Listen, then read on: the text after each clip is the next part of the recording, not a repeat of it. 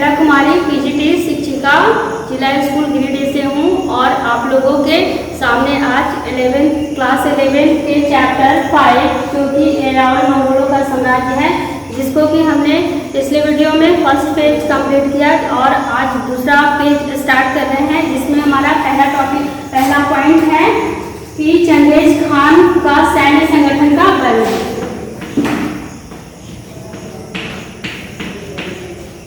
Genghis Khan का सैन्य संगठन।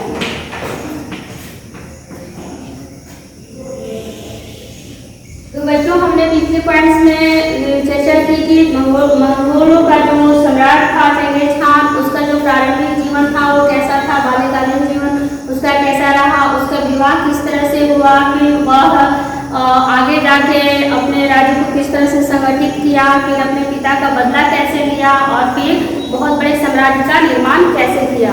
और लेकिन साम्राज्य निर्माण के लिए सैन्य संगठन एक बहुत ही महत्वपूर्ण चीज होता है, जिसके बारे में जानना बहुत जरूरी है कि चंगेज खान ने ऐसा क्या था जिसने इतने बड़े साम्राज्य की रचना किया था। तो उसके साम्राज्य के इतने बड़े साम्राज्य यानी पाल महाद्वीप के साम्राज्य की स्थापना के पीछे उसका सैन्य शक्ति का जो बल था वो बहुत बड़ा मायने रखता है। तो इसके लिए हमें उसे चंगेज खान के सैन्य संगठन के बारे में जानना बहुत जरूरी है। ठीक है, चंगेज खान ने अपने फौजों का गठन बड़े ही अच्छे ढंग से किया था। पहला है कि दिन में पहरा देने वाले को तुगे बोध कहा जाता था। तुगे बोध। दूसरा था केबो बोध। केबो बोध। तीसरा था कोरची।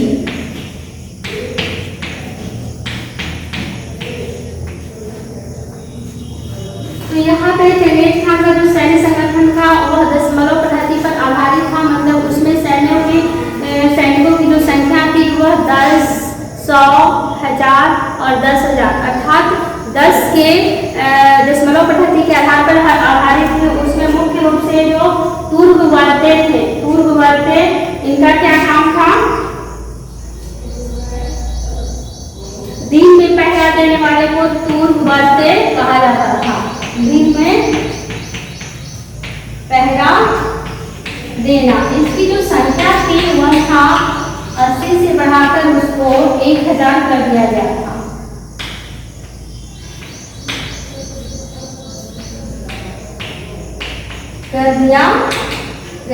इसके बाद में है केबो बोध।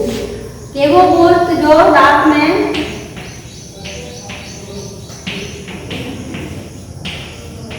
पहरा देना इनका काम था। इनकी संख्या भी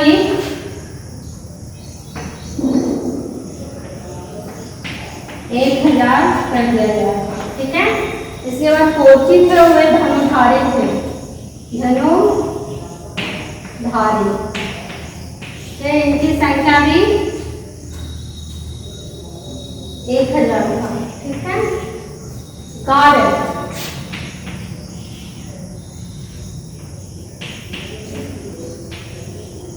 कार्य यानी 10,000।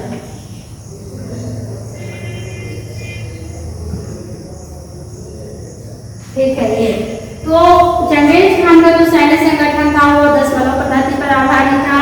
प्लस क्या था कि उसके सेना में कुछ लोग थे जैसे कि रात में पहरा देने वाले को तुर्गवर्ते के नाम से जाना जाता था। क्या? तुर्गवर्ते यानी दिन में पहरा देने वाले को तुर्गवर्ते के नाम से जाना जाता था, जिसकी संख्या पहले 70 थी, जिसको कि बढ़ाकर 1000 कर दिया गया। ठीक है, अगला है हमारा केबो बोध। केबो बोध जो कि जिस तरह से दिन में पहरा देने वाले को तुगे बोध कहा जाता था, उसी तरह से कुछ सैनिक रात में भी पहरेदारी का कार्य करते थे, जिनको कि केबो बोध कहा जाता था, जो इनकी संख्या पहले 80 थी, जिसे बढ़ाकर चंगेज खान ने 1000 कर दिया था। ठीक है, आगे है कोरची। कोरची जो होते थे वैसे सैनिक को कहा जाता था जो थे उनको कोर्ची के नाम से जाना जाता था, और उनकी जो संख्या थी वह 1000 के करीब थी। ठीक है, अगला है गारद, यानी 10,000 के जो सैनिक थे, सैन्य जो था, सैन्य बल जो था चंगेज खान का, उसको गारद कहा जाता था। 10,000 सैन्य बल को, चंगेज खान के सैन्य बल को गारद कहा जाता था। आगे हम बात करेंगे कि चूंकि चंगेज खान बहुत बड़े साम्राज्य का संस्थापक रहा, अपने साम्राज्य का विस्तार हुआ एशिया से लेकर यूरोप तक पूरा किया, लगभग वह 3 करोड़ 30 लाख वर्ग क्षेत्रफल के इतने बड़े इंडिया में राज्य किया। तो वह कैसे किया? जरूर ही इसके सैन्य में कुछ ऐसा चीज होगा जिसकी वजह से वह साम्राज्य विस्तार करते गया, जीतते गया, दूसरे देशों को हराते गया और उस पर अपने साम्राज्य को स्थापित करते गया। तो पहला था कि दिन में पहरा देने वालों को तुर्बुटे के नाम से जाना जाता था। रात में जो पहरा देने थे उनको केबोबुट के नाम से जाना जाता था, जो उनकी संख्या 80 से बढ़ाकर 1000 कर दिया गया। उसी तरह से कोर्ची जिन्हें की धनुधारी भी कहा जाता था, धनुष बाण चलाने वाले को कोर्ची कहा जाता था, उनकी संख्या भी 1000 थी। उसी तरह से गारद था, मतलब 10,000 की जो सेना थी उसको गारद कहा जाता था, जो चंगेज खान की सेना थी। आगे हम बात करते हैं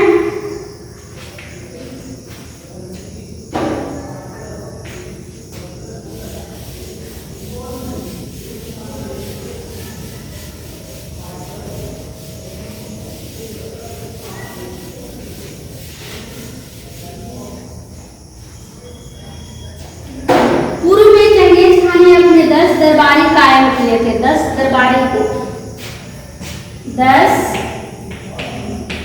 दरबारी में पहला था कोर्ची,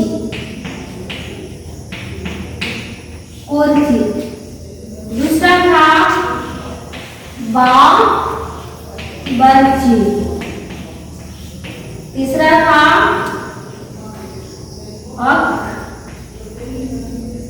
ताची, चौथा था तेरेगिन, पांचवा था शेरबी। ठीक है, फिर छठा था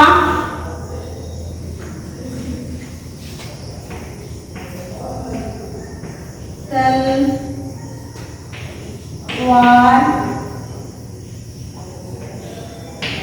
बाज।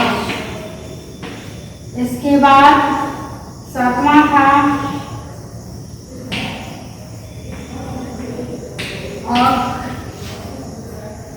ताची, आठवां था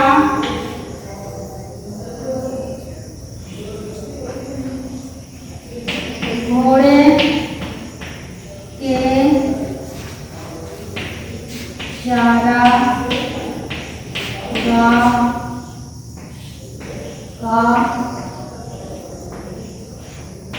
निरीक्षक। ठीक है, घोड़े की चारागाह का निरीक्षक। नवा है हमारा चारखोला,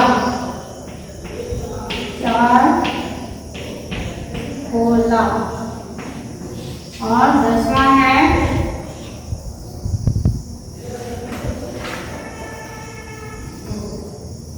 सलाहकार।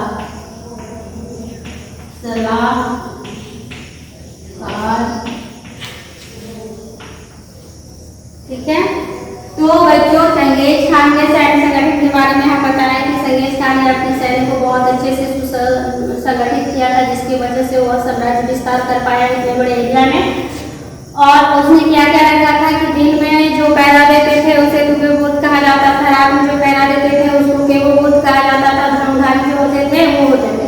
लेकिन इसके अलावा भी चंगेज खान ने 10 दरबारी नियुक्त किए थे अपने सैन्य की देखभाल के लिए, और वे इस प्रकार है। पहला है कोर्ची, जो कि धनुधारी थे,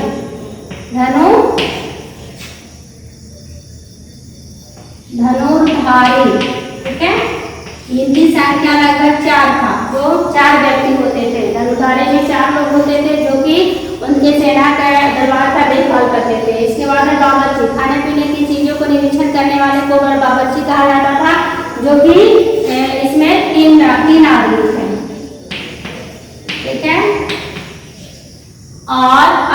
अक्ताजी जो थे वे चारागाह के निरीक्षक थे। चारागाह के निरीक्षक को अक्ताजी कहा जाता था। इसके बाद है तेरेगिन, गाड़ियों की तैयारी करने वाला निरीक्षक को तेरेगिन के नाम से जाना जाता था। गाड़ियों का निरीक्षण करने वाले को तेरेगिन के नाम से जाना जाता था। उसी तरह से चेरबी, घर के प्रबंध का जो अधिकारी होता था, घर के प्रबंध के अधिकारी को चेरबी कहा जाता था। अगला है तलवारबाज। कुछ तलवारबाज होते थे जो कि तलवार की निरीक्षण क्या करते थे। इसके बाद में है अक्ताजी, यानी घोड़ों के शिक्षा के निरीक्षक को अक्ताजी कहा जाता था। इसके बाद अगला है घोड़े के चारागाह का निरीक्षक एक होता था। इसके बाद है चारखोला। चारखोला जो होता था वह संदेश वाहक होता था, यानी जिसको कि हम लोग गुप्तचर भी कह सकते हैं, संदेश वाहक या गुप्तचर। इसके बाद होता था सलाहकार, जो कि चंगेज खां को सैन्य संगठन या फिर उसके राजनीतिक मशवरा देता था, सलाह देता था। तो ये 10 जो थे वे दरबारी थे। 10 दरबारियों को रखा गया था जो कि चंगेज खां के दरबार का निरीक्षण और उसका संचालन करते थे। इस तरह से चंगेज खां का जो सैन्य संगठन था काफी सुदृढ़ था और इसी वजह से वह इतने बड़े क्षेत्र में अपना साम्राज्य को स्थापित कर पाया था। आगे है हमारा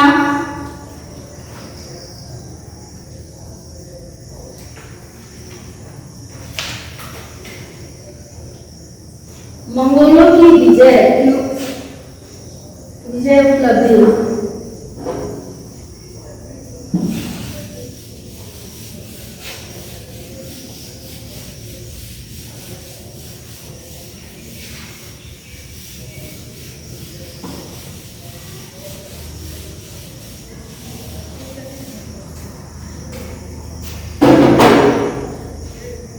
मंगोलों की विजय उपलब्धियां। दूसरा पॉइंट हमारा आ जाता है मंगोलों की विजय उपलब्धियां। ठीक है, तो मंगोलों की विजय उपलब्धियां था। चंगेज खान चीन पर विजय प्राप्त करना चाहता था। 1209 में इसने सीसिया लोगों को पराजित किया। पहला था कि वह चीन पर विजय प्राप्त करना चाहता। पहला है कि मंगोल जो था, चंगेज खान का जो विजय उपलब्धि के बारे में अगर हम चर्चा करते हैं तो सबसे पहले है कि चंगेज ने 1206 ईस्वी में कगार बना, मतलब सम्राट बना और उसे चंगेज खान को उपाधि मिला जिसका अर्थ होता है चौमुखी सम्राट। इसके बाद फिर वह 1206 से लेके 1207 और 8 में 1207 से लेकर 1208 ईस्वी तक वह क्या किया, 1208 ईस्वी तक वह आसपास के कबीलों को जीता, आसपास की जातियों के कबीलों को जीता। इसके बाद फिर वो आता है 1209 ईस्वी में। 1209 ईस्वी में उसने सिया को जीता, पराजित किया।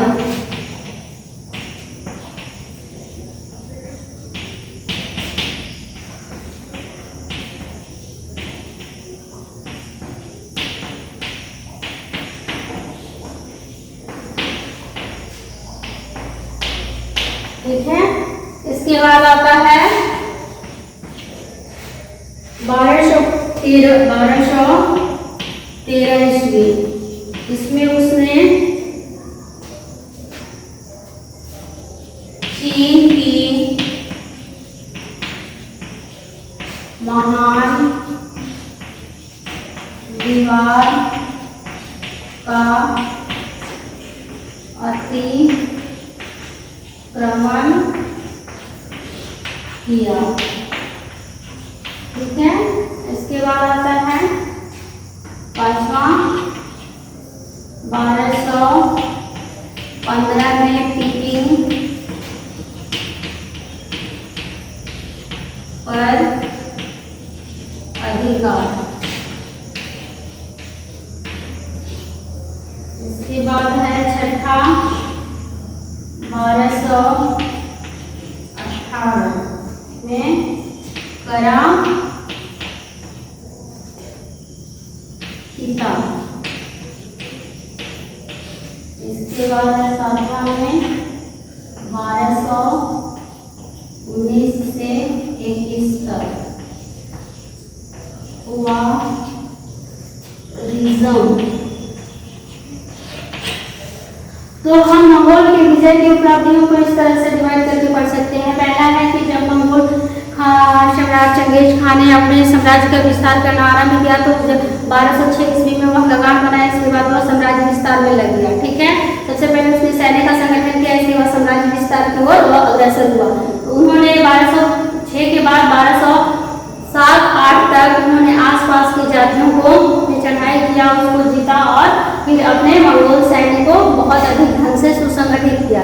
इसके बाद उसका मुख्य लक्ष्य था चीन पर विजय प्राप्त करना। इसके लिए उसे बहुत संघर्ष करना पड़ा, यानी वह 1209 से लेकर 1213 से लेकर 34 तक वह चीन पर विजय प्राप्त करने के लिए संघर्ष करता रहा, लेकिन लास्ट में फिर 1234 ईस्वी में वापस आ गया।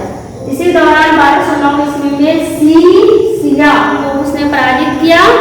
इसके बाद है 1213 ईस्वी में चीन की महान दीवार का अतिक्रमण किया। चीन की महान दीवार का निर्माण चीन शासक सिंहागति के द्वारा किया गया था, वो होनों से सुरक्षा के लिए। ठीक है, अगला है कि 1215 ईस्वी में उसने पीकिंग पर अधिकार कर लिया। इसके बाद 1218 ईस्वी में कराखिता को उसने पराजित किया। इसके बाद है 1219 से लेकर 1231 तक उसने ख्वारिज्म के साम्राज्यों जैसे ख्वारिज्म के साम्राज्यों को एक किया, सिकंदरिया हो गया, बुखारा हो गया, इन सबको उसने जीता। इस प्रकार इसके विजय अभियान को हम देखते हैं। इन सारे पॉइंट्स के अंतर्गत हम चर्चा की है कि इसका विजय अभियान बहुत ही ये था। मंगोलों की सफलता के क्या कारण है? अगला पॉइंट हम चर्चा करेंगे मंगोलों की सफलता के कारण।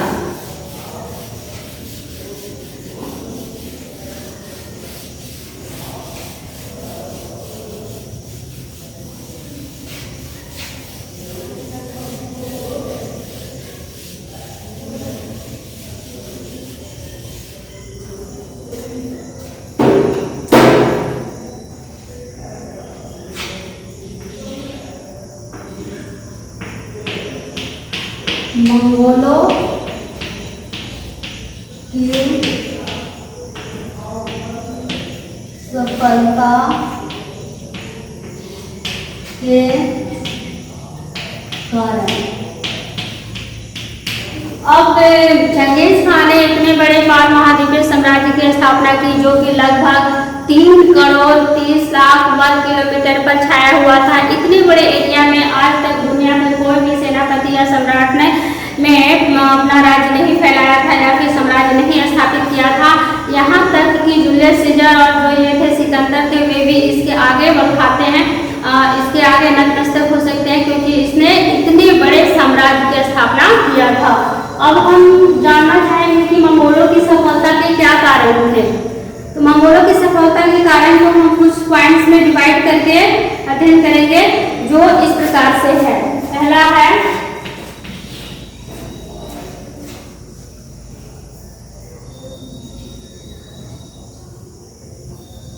मंगोलों की सफलताओं का अगर हम सफलताओं के बारे में माने तो चंगेज खान ने अपने जीवन के अधिकांश समय युद्ध में बिताया और मृत्यु पर्यंत उसका जो मृत्यु हुआ था वो 1227 ईस्वी में हुआ था। यानी 1206 में जब वह कगान बना तब से लेकर 1227 ईस्वी तक, मतलब कि मृत्यु तक, उसका जो पूरा जीवन था वह युद्धों में ही व्यतीत हुआ।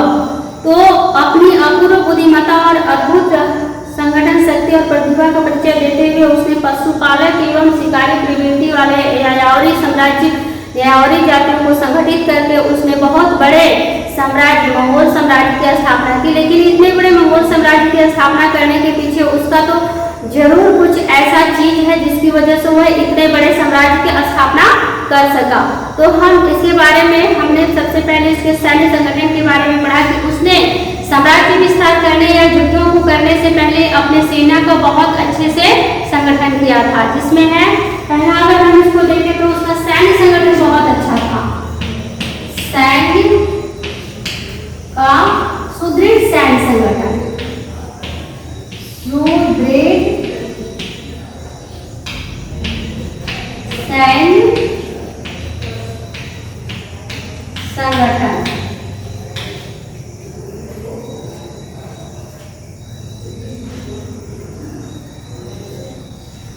हाँ, सुदृढ़ सैन्य संगठन। सुदृढ़ सैन्य संगठन के अगर हम देखें तो उसका जो सैन्य संगठन था बहुत अच्छे से संगठित था। उसने अपनी सेना का बहुत अच्छे से संगठन किया था। उसने अपने सेना में दिन में पहरा देने वाले को रखा था, जिसको कि ठीक है वोट कहा जाता था। उसी तरह रात में पहरा देने वाले को रखा था, जिसको कि केवो वोट कहा जाता था, उसकी भी संख्या अच्छा खासा था। उस तरह से फिर धनुधारी लोग को रखा था, फिर तलवारबाजों को रखा था, घुड़सवारों को रखा था। तो उसका जो सैन्य संगठन था वो बहुत अच्छा था। इसमें मुख्य रूप से थे धनुधारी थे, धनुधारी, और दूसरा था तलवार बाज,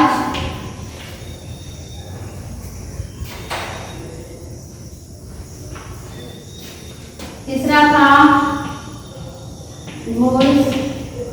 घोड़सवार सैनिक थे, चौथा था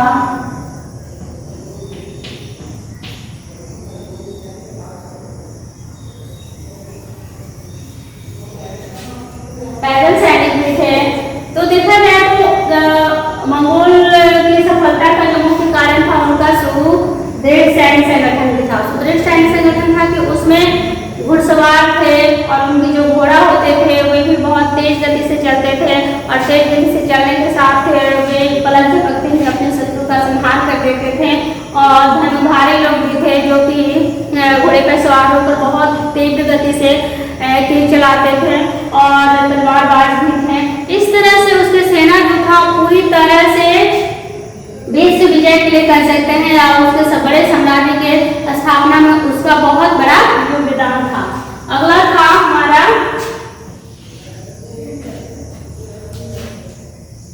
चंगेज खान ने स्पीति क्षेत्र की युद्ध शैली में आवश्यकता अनुसार अनेक परिवर्तन किए थे, जिसके परिणाम स्वरूप मंगोलों की रणनीति एक प्रभावशाली रणनीति बन गई। चंगेज खान ने अपनी घुड़सवारी सेना में मंगोलों और तुर्की दोनों को शामिल किया। ये दोनों ही कुशल घुड़सवार थे और सेना को अत्यधिक गतिवान बनाते थे। मंगोलों ने अपने सेना में तुर्की एवं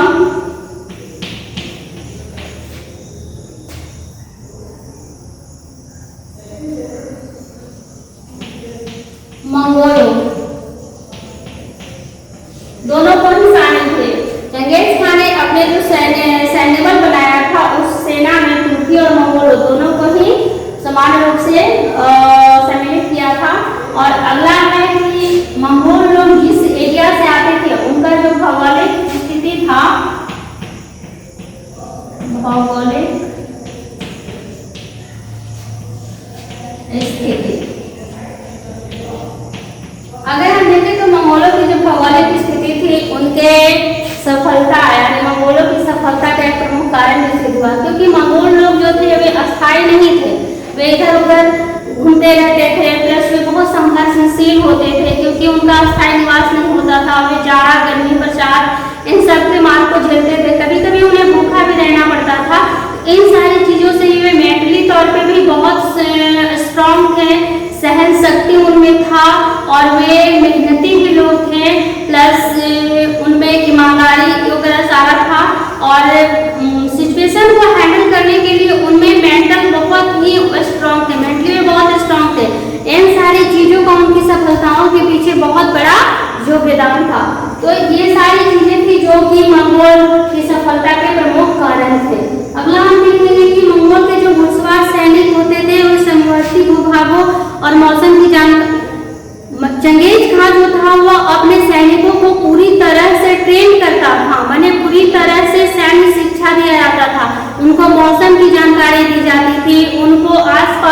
एरिया के भौगोलिक परिस्थितियों के बारे में बताया जाता था, प्लस उनको घुड़सवारी के लिए भी उनको प्रैक्टिस करवाया जाता था। इस तरह की सारी चीजें मंगोल सैनिकों को चंगेज खां पहले से ही ऑलरेडी ट्रेन करता था, जिसकी वजह से उसे सारे युद्धों में सफलताएं अर्जित होती थी। अगला है, मंगोल अपने अभियान शीत ऋतु में आरंभ करते थे। मंगोल लोग जो थे वो अपना जो अभियान था वह शीत ऋतु में क्यों शुरू करते थे? क्योंकि शीत ऋतु में एक्चुअली मंगोल लोग जो थे वह स्टेपी सेंट्रल एशिया के स्टेपी प्रदेश से में वास करते थे, और फिर वहाँ पे कभी बहुत अधिक गर्मी लगता था, बहुत अधिक सर्दी भी पड़ता था। तो मंगोल लोग जो थे वे अपना जो विजय अभियान थे वे सर्दी के मौसम में ऋतु में स्टार्ट करते थे, ताकि जो बर्फ जम जाता था तो उस बर्फ पर वे आराम से अपना पैदल चल के या फिर घुड़सवारी करके अपने सैन्य बल को ले जाते थे। इस कारण से वे शीत ऋतु में अपना ये करते थे, वे शत्रुओं के शिविरों और नगरों में प्रवेश कर जाते थे। चंगेज खान की एक और भी उपलब्धि थी कि चंगेज खान बमबारी और फिर घेराबंदी में बहुत ही निपुण था, और साथ ही साथ उसने अपने सैनिकों को भी बहुत अच्छे से ट्रेन किया था इसके लिए, ताकि वह प्राचीरों और घेराबंदी को बहुत अच्छे तरह से भेद कर और अपने साम्राज्य का विस्तार सके और शत्रु का विनाश कर सके। तो ये भी बहुत बड़ा रीजन था मंगोलों के असफलता के कारण। तीसरा है चंगेज खान के, अगला है चंगेज खान के इंजीनियरों द्वारा जो भी हल्के फुल्के जो चलित उपकरण बनाए गए थे उससे भी चंगेज खान के सफलताओं को में बहुत बड़ा मददगार साबित हुआ। इस प्रकार हम देखते हैं कि मंगोलों की सफलता के कारण कौन कौन से थे। पहला तो था कि वह अपने उसका जो संगठन था, जो सैन्य संगठन था वो बहुत ही सुदृढ़ तरीके से संगठित किया गया था। दूसरा अगर देखें तो चंगेज खान का जो अपना पर्सनालिटी था वह भी एक बहुत ही चालाक प्लस बहुत ही बुद्धिमत्ता के साथ सैन्य का संचालन करने वाला सेनापति था, और उसका आत्मबल और सहन शक्ति तथा कर्मनिष्ठता एवं जो मेहनत करने की जो उसमें निष्ठा थी वह बहुत कूट कर भरा हुआ था। एक विजय कहलाने के लायक उसमें था। इसी सारे गुणों की वजह से वह बहुत बड़े एरिया में मंगोल साम्राज्य के विस्तार में सफल हो सका। दूसरा था कि उसने तुर्की और मंगोलों दोनों को ही अपने सैन्य में भर्ती किया था, प्लस उसमें सेना में धनुर्धर, तलवारबाज, घुड़सवार इत्यादि को रखा था। साथ ही वह घोड़ों को भी बहुत अच्छे से ट्रेन करता था, और शीतकालीन में एक ऐसा सत्र स्थापित किया जाता था जिसमें कि युद्ध का अभ्यास किया जाता था, यानी सेना को युद्धों का अभ्यास निरंतर हो, इसके लिए वह शीतकालीन में जाड़े के समय में एक युद्धाभ्यास की व्यवस्था करता था, जिसमें कि सेना की जो निपुणता हो, प्रखर हो, निखर कर आए, ताकि वह साम्राज्य विस्तार में उसको उसे लाभ मिले। इन सारी चीजों के द्वारा हम देखते हैं कि मंगोलों की सफलता के में ये सारी चीजें सहायक सिद्ध हुई।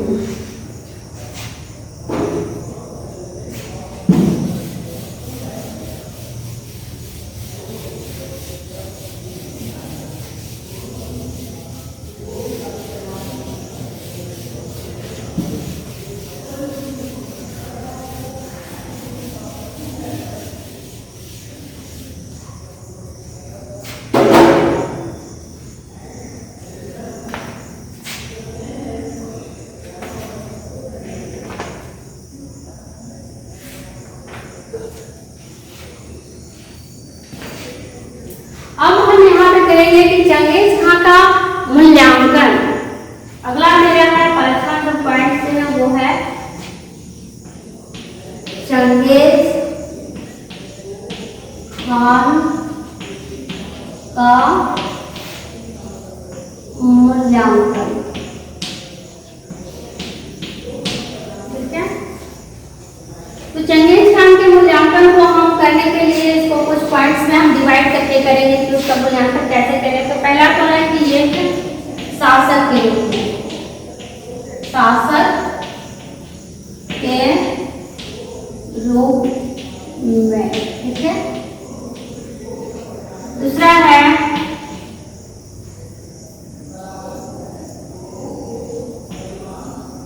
सुदृढ़ सैन्य संगठन का संचालन। तीसरा है योग्य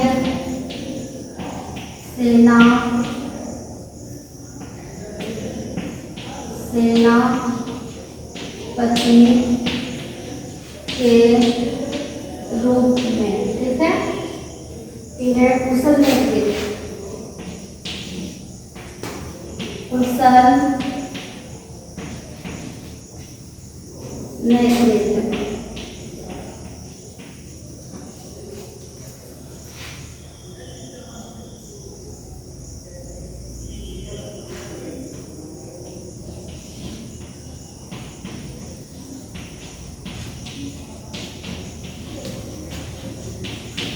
विजयी व्यक्ति। ठीक है, और यासिसा का विस्तार। और छठा है यासिसा का विस्तार।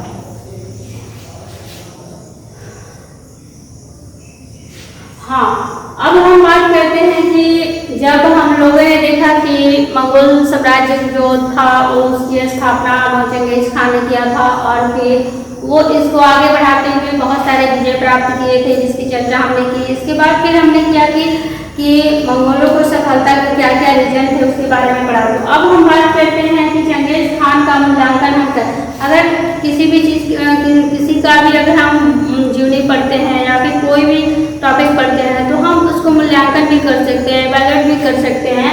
तो अगर हम चंगेज खान का इवैल्यूएशन करने जाए यानी मूल्यांकन करने जाए तो इस प्रकार से हम कर सकते हैं निम्न पॉइंट्स में बांध के। पहला तो हमारा है शासक के रूप में उसका हम कर सकते हैं, प्लस है सुदृढ़ सैन्य संगठन का संचालन कर्ता के रूप में कर सकते हैं, संचालन कर्ता। ठीक है, जो भी सेनापति के रूप में उसका कर सकते हैं, कुशल नेतृत्व कर्ता के रूप में कर सकते हैं, नेतृत्व कर्ता। इसके बाद है विश्व विजय व्यक्तित्व के रूप में, और फिर यासिसा का विस्तार। तो हम एक एक करके पॉइंट्स को डील करेंगे जो है इस प्रकार की। अब हम पहला करते हैं कि शासक के रूप में चंगेज खान एक शासक के रूप में कैसा था। क्योंकि चंगेज खान जो था बचपन से ही बहुत ही स्ट्रगल करके बड़ा हुआ था, और वह मेंटली लेवल पे बहुत स्ट्रांग बन चुका था। उसके अंदर जो भी डर की भावना थी वो खत्म हो चुका था। वह निडर और निर्भय होकर अपने जीवन को आगे की ओर बढ़ा रहा था। तो आगे चलकर उसके प्रारंभिक जीवन तो बहुत ही कठिनाइयों से बीता था, लेकिन आगे चलकर जब वह 1206 ईस्वी में बहुत संघर्ष के बाद राजा बना तो वह एक बहुत ही सुसंगठित राज्य की स्थापना करने में वह सफल हुआ, और वह एक शासक के रूप में बहुत ही अच्छे से अपनी भूमिका को निभाया। ठीक है, तो ये था कि वह एक योग्य शासक भी था। अगर वह एक योग्य शासक नहीं होता तो इतने बड़े साम्राज्य का विस्तार वह नहीं कर पाता। एक योग्य शासक होने के कारण ही, यानी जब वह अपने आसपास के समाज कबीला इत्यादि को संगठित करके इतने बड़े राज्य की स्थापना कर सकता है, तो ऑब्वियसली वह एक योग्य शासक हो सकता है। तो इस प्रकार अगर हम उसका मूल्यांकन एक शासक के रूप में करते हैं तो वह बहुत ही योग्य शासक था। अगला, भले ही वह निर्दयी था या फिर वह बहुत क्रूर था या बहुत बर्बर था, वह जिधर भी निकलता था वह बर्बादी करता था, लेकिन वह दूसरे के लिए था। लेकिन अगर अपने राज्य के लिए, अपने कबीलों के लिए, अपने साम्राज्य के लिए वह एक योग्य शासक था। अगला पॉइंट हमारा है सुदृढ़ सैन्य संगठन का संचालन। अगर हम मूल्यांकन उसका करते हैं तो दूसरा पॉइंट हमारा आता है कि सुदृढ़ सैन्य संगठन का संचालन, क्योंकि उसने सेना को बहुत ही अच्छे ढंग से संगठित किया था और उस संगठन के द्वारा वह अपना विजय प्राप्त करना चाहता था। तो उसने बहुत ही अच्छे तरीके से, सुनियोजित तरीके से एक सिस्टमैटिक वे में अपने सैन्य का संगठन किया था और उसका संचालन करता था, जिसकी वजह से वह इतना बड़ा साम्राज्य का स्थापना कर सका। अगला हमारा पॉइंट आता है योग्य सेनापति के रूप में। अब देखा जाए तो अगर सैन्य भी बहुत अच्छा से व्यवस्थित हो, एक शासक भी बहुत अच्छा हो, लेकिन अगर वह एक सेनापति योग्य नहीं हो तो विजय प्राप्त नहीं किया जा सकता है। क्योंकि जो सेनापति होता है वह पूरे सैन्य का संचालन अपने नेतृत्व में करता है, और अगर एक योग्य सेनापति होता है तो उसको युद्ध में विजय अवश्य प्राप्त होती है। तो चंगेज खान में एक योग्य सेनापति का भी गुण था। अगर एक योग्य सेनापति का गुण नहीं होता तो वह सैन्य संगठन का संचालन बहुत अच्छे तरीके से नहीं कर सकता था। और एक योग्य सेनापति के लिए सैन्य संगठन का संचालन अच्छे से करना एक विजय का प्रमुख कारण बनता है। अगला हमारा पॉइंट है कुशल नेतृत्वकर्ता। वह एक कुशल नेतृत्वकर्ता भी था। अगर वह एक कुशल नेतृत्वकर्ता नहीं होता तो इतने बड़े पार महाद्वीपीय मंगोल साम्राज्य का संगठन वह नहीं कर पाता, या बहुत बड़े एरिया पर वह विजय नहीं प्राप्त कर पाता। वह चीन, ईरान, तिथिन, इसके बाद खारिजम का जो था, समरकंद, बलखारा, बोल, ये सारे एरिया पे वह विजय प्राप्त नहीं कर सकता। उसका जो साम्राज्य विस्तार था वह लगभग 3 करोड़ 30 लाख वर्ग किलोमीटर पर क्षेत्रफल पर बैठा हुआ था, फैला हुआ था। और इतने बड़े एरिया पर आज तक विश्व का कोई भी सेनापति या नेतृत्वकर्ता ने विजय प्राप्त नहीं किया था। इस आधार पर हम कह सकते हैं कि वह एक बहुत ही योग्य एवं कुशल नेतृत्वकर्ता का गुण भरा हुआ था। विश्व विजय व्यक्तित्व, उसके अंदर एक विश्व विजय व्यक्तित्व भी था। अगर उसके अंदर विश्व विजय व्यक्तित्व नहीं होता तो आज वह इतने बड़े साम्राज्य का संस्थापक या विस्तारक नहीं होता, क्योंकि एक विश्व विजय व्यक्तित्व के अंदर एक कुशल नेतृत्व का भी गुण होता है, एक सुसंगठित सैन्य संचालन का भी नेतृत्व होता है और एक कुशल सेनापति का भी गुण होता है। ये सारे गुण मिलकर ही एक विश्व विजय व्यक्तित्व का निर्माण हो सकता है, जो कि चंगेज खान में पूरी तरह से व्याप्त था, पूरी तरह से उसमें मौजूद था। इसीलिए वह विश्व का ऐसा प्रथम सेनापति बना था, नेतृत्वकर्ता बना था, जो बहुत बड़े एरिया में अपने मंगोल साम्राज्य का विस्तार किया था। आगे आता है याससा का विस्तार। अगर हम बात करते हैं मंगोलों की तो वह एक यायावरी प्रवृत्ति के थे। यायावरी प्रवृत्ति के होने के साथ वे रुमाकर थे, लेकिन वे अस्थायी जीवन व्यतीत नहीं करते थे। लेकिन बाद में कुछ परिवर्तनों के साथ उन्होंने अस्थायी जीवन व्यतीत करना स्टार्ट किया और इसी के साथ उसमें कुछ सृजनात्मक गुण भी है। बोला जाता है कि मनुष्य और पक्षी में दो एक चीज की अंतर होता है। मनुष्य और पशुओं में एक चीज का अंतर होता है, वो होता है कि मनुष्य जो में सृजनात्मक गुण होता है, जो पशुओं में सृजनात्मक गुण नहीं होता है। तो मंगोल भी जो थे वे एक मनुष्य ही थे, उनमें भी कहीं न कहीं सृजनात्मक गुण अवश्य भरा हुआ था। लेकिन जब वे कठिनाई जिंदगी जी रहे थे, यायावर प्रकार की जिंदगी जी रहे थे, उस समय वे उनमें जो सृजनात्मक गुण था वह छुपा हुआ था। लेकिन कुछ परिस्थितियों के कारण उनमें परिवर्तन हुआ और इन परिवर्तन के फलस्वरूप उनके अंदर, उनके व्यक्तित्व के अंदर जो सृजनात्मक गुण था, छुपा हुआ था, वह उभर कर सामने आया। इसी सृजनात्मक गुण के कारण अगर हम चंगेज खान के व्यक्तित्व की बात करते हैं तो उसमें याससा का विस्तार उसके सृजनात्मक गुण का ही एक उदाहरण प्रस्तुत होता है।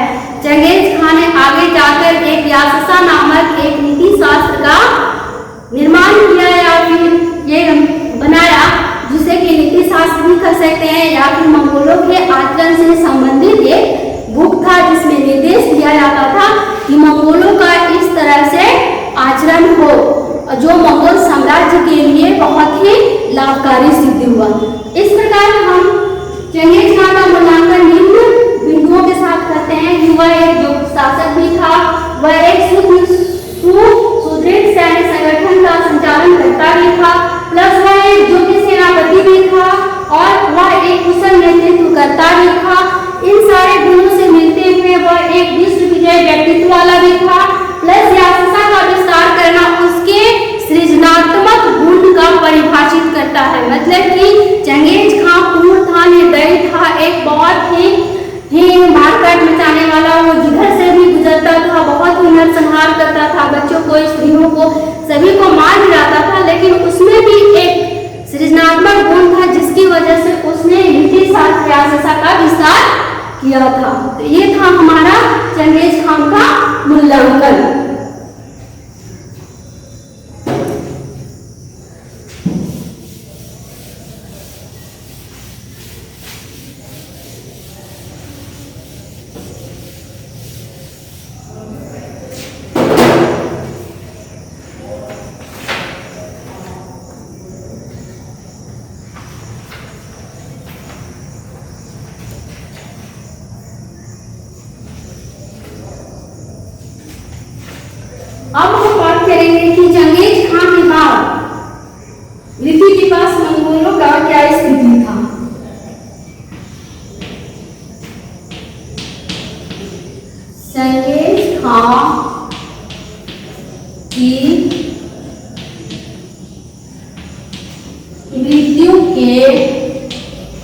बाद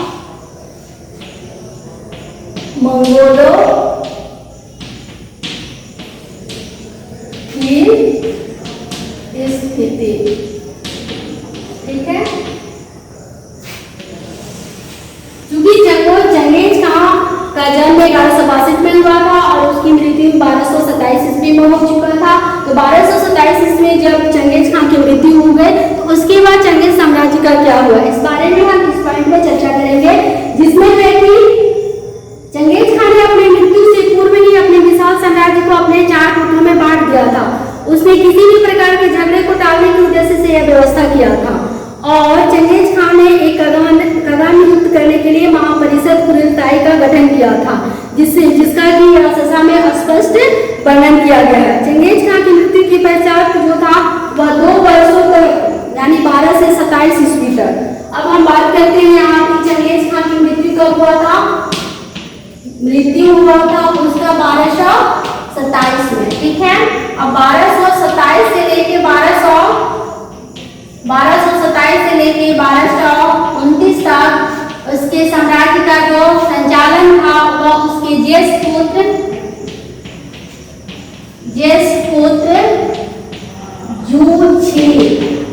जूझी और उसकी पत्नी ने किया। ठीक है, इसके बाद आ जाता है दूसरा कि इसके बाद यानी 1227 ईस्वी में उसकी मृत्यु के बाद 1227 से लेकर 1229 तक 2 वर्ष तक उसके शासन का जो संचालन था या उसके राज्य को जो चलाया था वह उसका ज्येष्ठ पुत्र जूझी और उसकी पत्नी बोर्नो ने की थी। ठीक है, अगला है, आगे आता है ओगताई।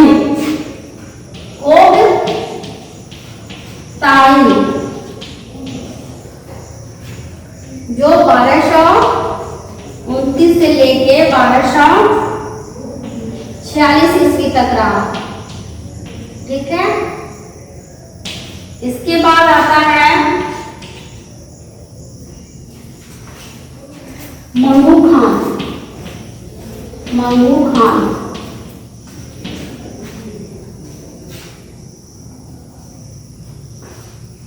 इसके बाद आता है मंगू खान जो 1251 से 59 ईस्वी तक रहता है। ठीक है,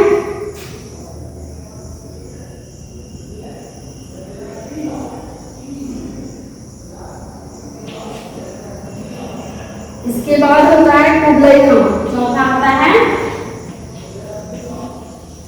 कुबलई खान।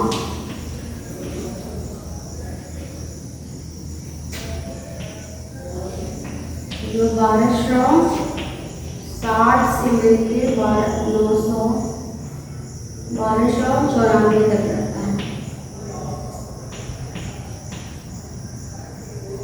94 ईस्वी तक रहता है। ठीक है, तो हम यहाँ से बात करेंगे चंगेज खान की मृत्यु के बाद मंगोलों की क्या स्थिति थी। तो चंगेज खान की मृत्यु 1227 ईस्वी में हो चुका था। उसके बाद 1227 से लेकर 1229 तक 2 वर्ष तक उसके ज्येष्ठ पुत्र जूझी एवं उसकी पत्नी ने उसके साम्राज्य का संचालन किया। इसके बाद आगे आया उसका तीसरा पुत्र ओगताई, उसका दूसरा पुत्र जगताई था और उसका तीसरा पुत्र था ओगताई था। ठीक है, इसके बाद उसका तीसरा पुत्र ओगताई को कगान नियुक्त किया गया। और कगान नियुक्ति का कार्य कौन किया, वह था कुरिलताई, जिसको कि महापरिषद का नाम दिया गया है। यासेसा में इसकी चर्चा की गई है। यासेसा चंगेज खान का एक नीति शास्त्र था जिसमें यह चर्चा की गई थी कि अगर किसी को कगान नियुक्त करना है तो वह उसका उद्घोषणा या फिर उसकी घोषणा कौन करेगा, वह कुरिलताई या महापरिषद करेगा। तो जब 1229 ईस्वी में 1229 ईस्वी में ओगताई ने 1229 से लेकर 1246 ईस्वी तक कगान रहा और वह एक बहुत ही निर्दयी नहीं था, बल्कि वह एक अच्छे गुण वाला था। वह उसका जो गुण था वह बहुत ही अच्छा था। वह एक ओगताई दयावान और शांतिप्रिय प्रवृत्ति का था। अतः उसका कहना था कि हमारे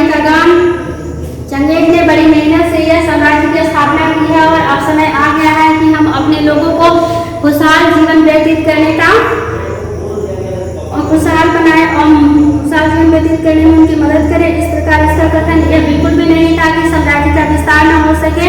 मंगोलों के इस विजय रथ की कमान को उसका सबुताई जो ओगताई था, उसका जो सेनापति जो था उसका नाम था सबुताई। ठीक है, तो ओगताई के शासनकाल में जो विजय यात्रा का जो विजय करने का जो दायित्व था वह सेनापति सबुताई को था। ठीक है, सबुताई ही सैन्य का संचालन निपुण था युद्ध में विजय प्राप्त करने में, क्योंकि वह सबसे पहले शत्रु के पास खबरी को भेजकर वहां के सैन्य व्यवस्था के बारे में पता करता था, इसके बाद उस पर अटैक करता था और विजय प्राप्त करता था। इस प्रकार देखा जाए तो ओगताई एक शांति प्रिय कगान था। इसके बाद उसकी मृत्यु के बाद मंगू खां को कुरिनताई ने कगान नियुक्त किया, जो 1251 से लेकर 1259 ईस्वी तक शासन किया। ओगताई की मृत्यु के बाद मंगू खां भी एक मंगू खां जिस तरह से ओगताई एक शांति प्रिय था, मंगू खां भी उसी तरह का था। वह क्रूर नहीं था, ज्ञानवान भी था, प्लस उसने बहुत सांस्कृतिक उपलब्धियां भी हासिल की थी। उसका जो दरबार लगता था वो तंबुओं में लगता था। ये सारी विशेषताएं मंगू खां में थी। मंगू खां की मृत्यु के बाद कुबलाई खां वहां का कगान नियुक्त हुआ। कुबलाई खां जो था वह मंगू खां का छोटा भाई था, और जब मंगू खां वहां कगान नियुक्त हुआ, ओगताई के बाद जब कगान नियुक्त हुआ तो कुबलाई खां जो उसका छोटा भाई था उसको चीन का जिम्मेदारी सौंपा गया था। उसी तरह से हलाकू खां बिछाव था जिसको कि ईरान की जिम्मेदारी विजय की जिम्मेदारी को सौंपा गया था। इस तरह से कुबलाई खां 1260 से लेकर 1294 ईस्वी तक शासन किया, और कुबलाई खां ने क्या किया कि कगान नियुक्त करने से पहले ही वह अपने आप को कगान घोषित कर दिया था। बाद में कुरिनताई ने उसको कगान नियुक्त किया। चूंकि कुबलाई खां जो था वह चीन में रह चुका था और चीन का गवर्नर भी रह चुका था, और वहाँ के लोगों से घुल मिल चुका था, और चीनी लोगों को भी ऐसा नहीं लगता था कि यह एक दूसरे जाति का था। इसलिए कुबलाई खां ने अपना जो राजधानी था, यानी चंगेज खान ने जब मंगोल साम्राज्य का स्थापना किया था, उस समय उसका जो राजधानी था वह मंगोलिया के कराकोरम नगर में था। तो कुबलाई खां ने कराकोरम से हटाकर उसको पीकिंग में राजधानी को स्थानांतरित कर दिया था। और उसकी एक आग में एक महत्वपूर्ण उपलब्धि यह था कि एक इटली के वेनिस नगर का जो यात्री था मार्को पोलो, वह कुबलाई खां के दरबार में आया था।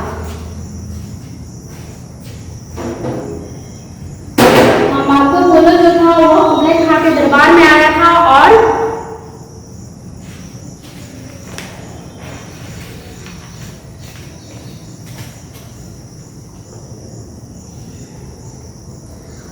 कुबलाई खां जो था वह उसका 1261 में कुबलाई खां ने अपने गुरु को फगपा लामा की उपाधि प्रदान की, प्लस उसको तिब्बत का राज्य भी दिए थे।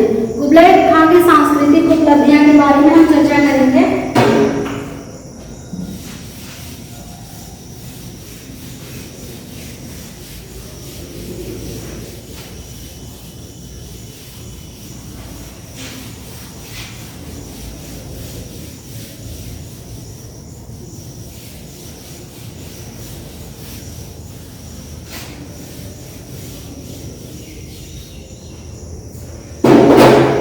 कुबलाई खां की सांस्कृतिक उपलब्धियां।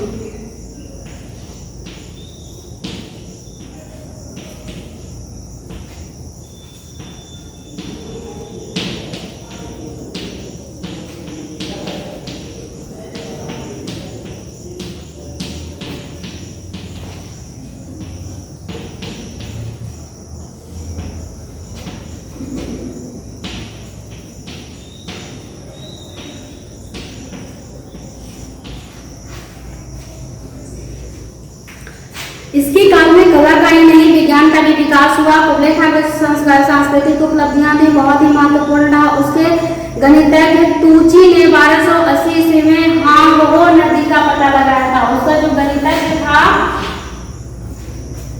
तुची 1280 ईस्वी में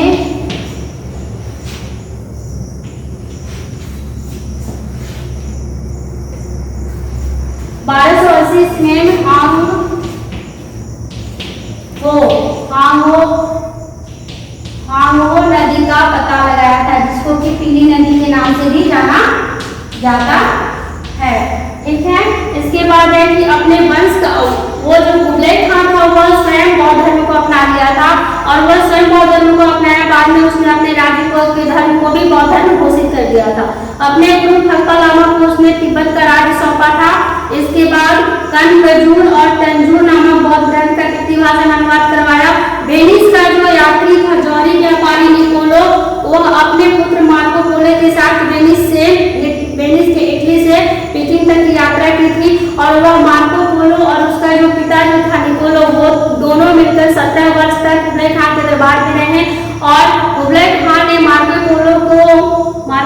मार्को पोलो को यांगचाओ राज्य का राज्यपाल नियुक्त किया, और मध्यकालीन लेखन रस्ती सियन दे पिसा ने मार्को पोलो की यात्राएं नामक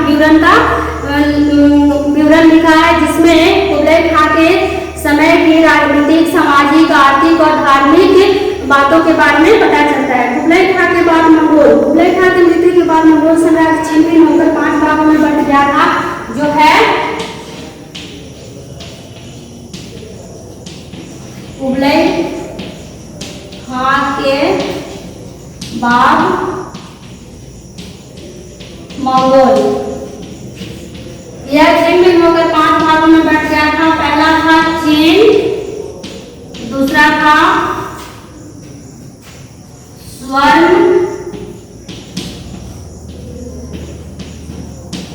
और टू, तीसरा था श्वेत और टू, चौथा था चगताई साम्राज्य और 5वां था हलाकू वंश। इनसे चंगेज खान ने अपने ही कार्यकाल में चारों पुत्रों को साम्राज्य का विभाजन कर दिया था। चीन के अंतर्गत आता था जो था चंगेज खान ने ज्येष्ठ पुत्र तिब्बत, मंगोल, मंचूरिया का क्षेत्र आता था। इसके बाद स्वर्ण वोल्टू में होता था उसके ज्येष्ठ पुत्र का जो साम्राज्य मिला था वो आता था जूझीको।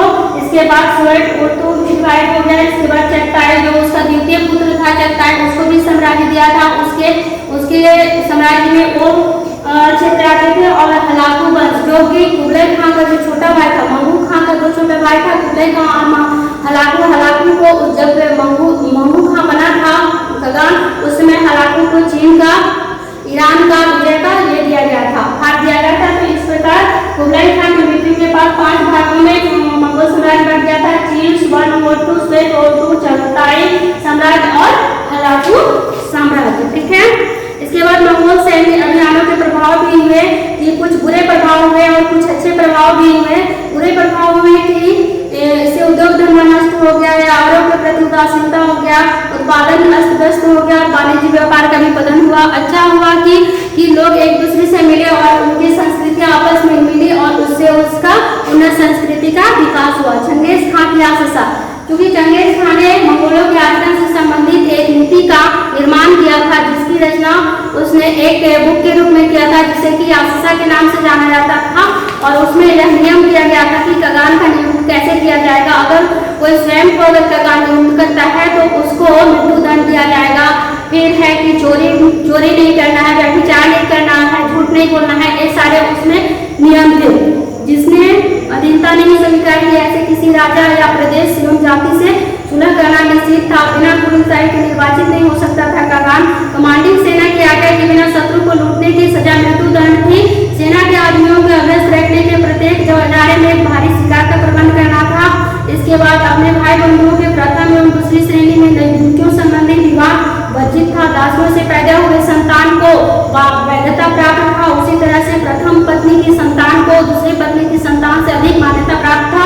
गुप्तचर, झूठे गवाह, हीन, दुराचारी, जादूगरों को सजा एवं मृत्युदंड होगी। अपने कर्तव्य के पाबंद नहीं होंगे, अपने कल्याण के बुलाने पे आएंगे नहीं, उन्हें मृत्युदंड दिया जाएगा। इस तरह का जो विधान था वह नीति शास्त्र यानी शासन के अंतर्गत था। उसी तरह से धार्मिक नेताओं, उपदेशकों, साधुओं, धर्मचारी व्यक्तियों, मस्जिद के मुअज्जिनों, चिकित्सकों और मुर्दा नहलाने वालों को राज्य की ओर से भोजन देना निश्चित किया गया था। निष्कर्षतः हम कह सकते हैं कि मंगोल साम्राज्य एक सुसंगठित और बहुत ही अच्छा विस्तृत था। इसके रिलेटेड भी बहुत सारी चीजें थी।